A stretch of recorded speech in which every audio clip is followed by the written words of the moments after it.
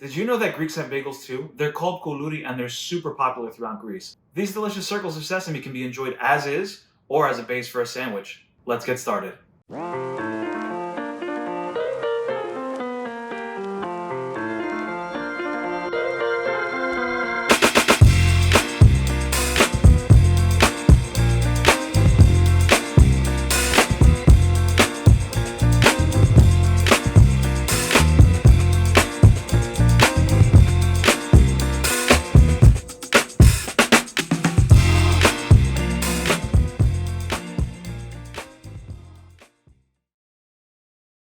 Okay, so I love bagels just as much as the next guy, especially if they're from New York.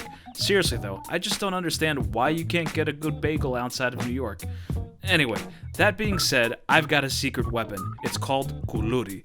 This Greek bagel recipe is a clear and little-known contender in the bagel world, so I'm gonna do my best to try and make it popular. Wanna join me in trying? Smash the subscribe button below, and we can educate the world about how awesome Koulouri really is. Alright, so let's get started. First, we're going to take 310 milliliters or 1 1/3 cup of warm water, to which we'll add 2 teaspoons or 9 grams of yeast and 2 teaspoons or 9 grams of sugar.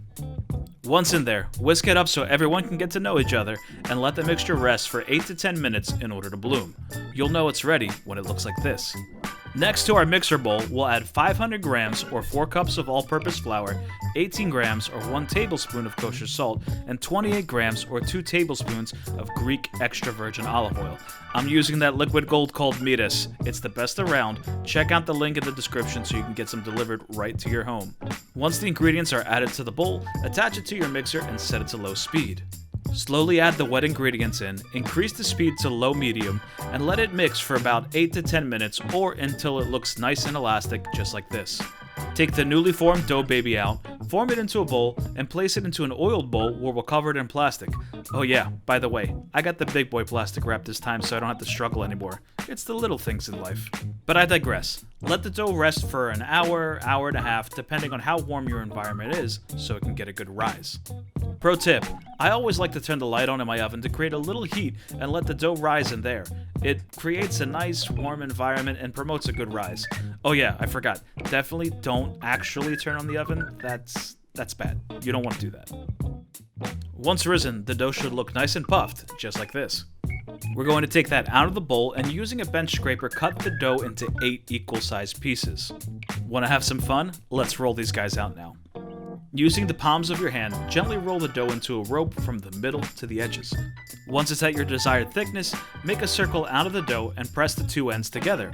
Using your right hand, press and roll the edges that we want to connect, while with your left hand, hold the other part of the circle that we don't want to roll up in the air. Place your dough on a baking sheet lined with parchment paper and repeat the process until all of our Koulouri is shaped. Now on to the next best part, adding our sesame.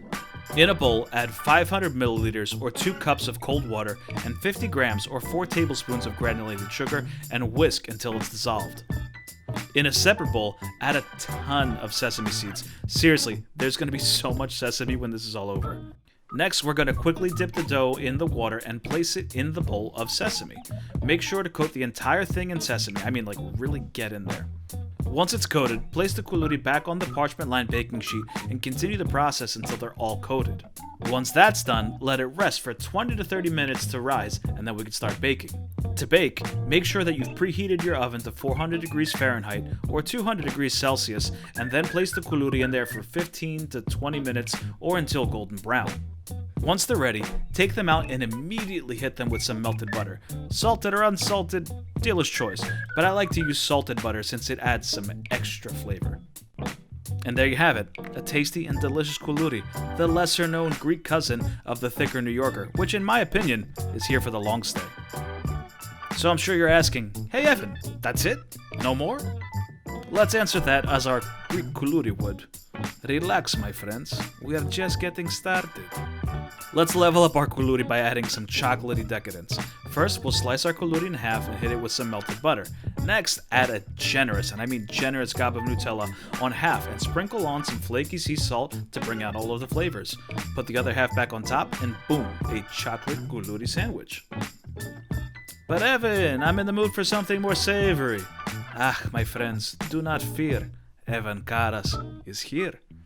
The next way to get cool with your koulouri is by making a hot sopressata sandwich. First, we start by slicing some hot sopressata. Next, cut the koulouri in half and spread on your favorite cream cheese as the base.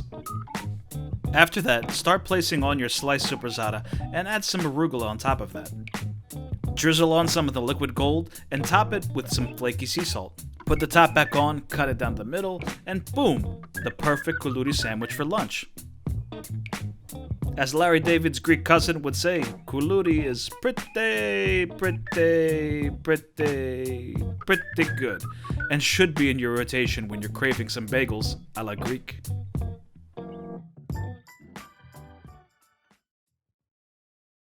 So I guess there's just one question left for all of you. You want some koulouri?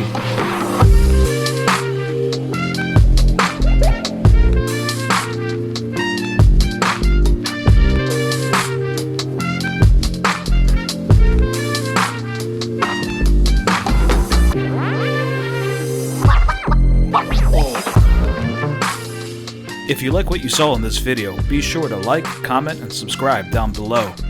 Also, if you want the full recipe in a written format, go to my website, evancaras.com, for the whole thing. See you guys next week.